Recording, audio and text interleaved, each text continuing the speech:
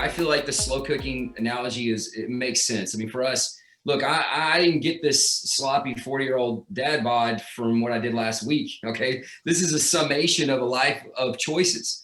And we look at training the same way. We want our athletes to kind of be a summary of what we've done leading up to this point at all points. So we love one set, sometimes one rep, because of the psychological ramifications of that and the comfort in those situations.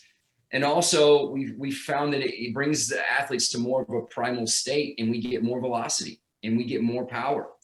And when you put a competitor and someone that you need to thrive in those situations in that training environment, we've seen nothing but positive things happen. And there's really no carryover. If you need to work speed the next day, you're going to be fine. And you should be optimized. It should be a potentiation effect. And we've just had a heck of a lot of fun with it, to be honest. Not only do you say that we don't want today to ruin tomorrow, use the word potentiation and optimization where you want tomorrow's workout to be amazing. So not only are you trying not to burn the steak, but you are trying to really undercook it so that you can cook it again the next day. Is that correct? That's correct, because one thing, and this is I'm going to get nerdy, but if you look at movements in the game, they're actually slower than the movements that I want to do in the days leading up to that. I want to expose them to speeds that are going to be much faster than what they actually need to access in the game, because I want the neurological system to feel comfortable going beyond what is necessary in competition, because then I feel like power is going to be optimized in that margin in which they do need it. So for instance, throwing a football. Football has weight. You've got the constructs of the problem you're having to solve. You've got to make a throw that is catchable.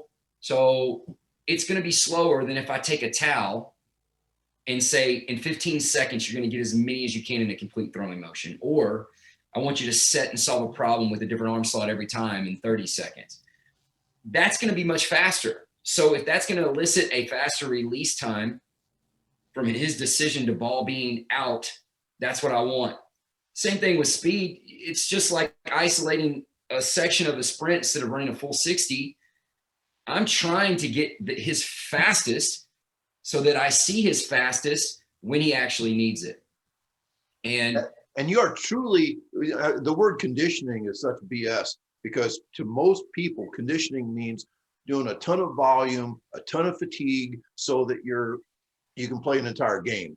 But you are, I always say, you should train at 100 miles an hour to play 80 miles an hour in a game. And so you are truly trying to hit higher game speeds. And that is truly the correct way to condition an athlete to play fast in the game. I think so. I mean, I feel certainly in the days leading up to the game. The day after the game, I mean, there's value in the aerobic system being conditioned, but you don't have to condition the aerobic system for that to happen. I mean, look, the value of the aerobic system in team sports is that your neurons stay hot. If your neurons stay hot, your communication's better. That means if a running back sits on the sideline for 48 minutes and he comes in on a 3rd and 20 and needs to run a draw for 21 yards, he's not going to pull a hamstring, because his neurons are warmed and they're primed, so he can access the energy systems he needs to perform. That is the value of the aerobic system. But if you go look at a workout and you have long workouts in the beginning of a week, you are working your aerobic system just in the volume of a 2-hour workout. You don't need to run down and backs and shuttles for the aerobic system to be conditioned. I mean, if you practice the right way, your aerobic system is more than conditioned. I mean, if these guys if they're eating 7 bags of Doritos and taking drags off whatever, they're going to be deconditioned. But that doesn't mean you need to run more gassers.